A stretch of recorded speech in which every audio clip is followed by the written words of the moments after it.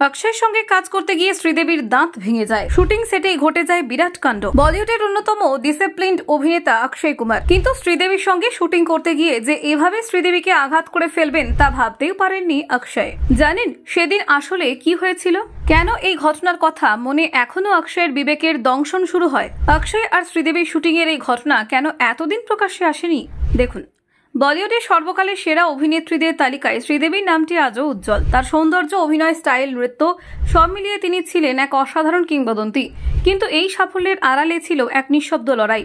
সম্প্রতি পরিচালক পঙ্কজ পরাশর তুলে ধরলেন শ্রীদেবীর জীবনের এমন এক অভিজ্ঞতা যা সাধারণ দর্শকের চোখে কখনো পড়েনি। একটি এমন ঘটনা যা বলিউডের গ্ল্যামারের আড়ালে লুকিয়ে থাকা নির্মম বাস্তবতার মুখোশ খুলে দেয়।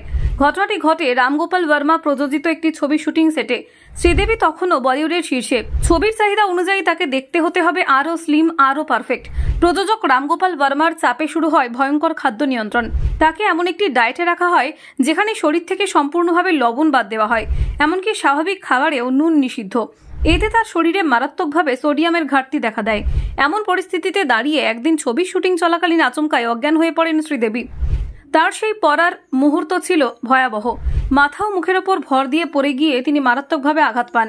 মুখ ফেটে যায়, একটি দাঁতও ভেঙে যায়। পরিচালক জানান, প্রায় 20 মিনিট সংজ্ঞাহীন অবস্থায় মাটিতে পড়েছিলেন শ্রীদেবী। পুরো ইউনিট স্তব্ধ হয়ে যায়।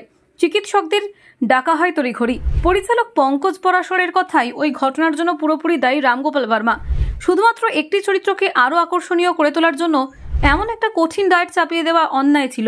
শ্রীদেবী যে ভয়ঙ্কর পরিস্থিতির মধ্যে পড়েছিলেন তার শারীরিক ও মানসিকভাবে তাকে বিধ্বস্ত করে দেয়। এই ঘটনার পর ছবির শুটিং আর এগোয়নি। সেই সিনেমাটি কখনো মুক্তিও পায়নি, কিন্তু রয়ে গেছে ভয়াবহ স্মৃতি। বলিউডের এক পর্দার রানীর জীবন থেকে হারিয়ে যাওয়া একটি সিনেমা আর তার সঙ্গে জুড়ে থাকা শরীরের ক্ষতি, মনের যন্ত্রণা এবং তার পেছনে থাকা রূপের পরিপূর্ণতার নামে নির্মিত সমাজের অদৃশ্য শৃঙ্খল।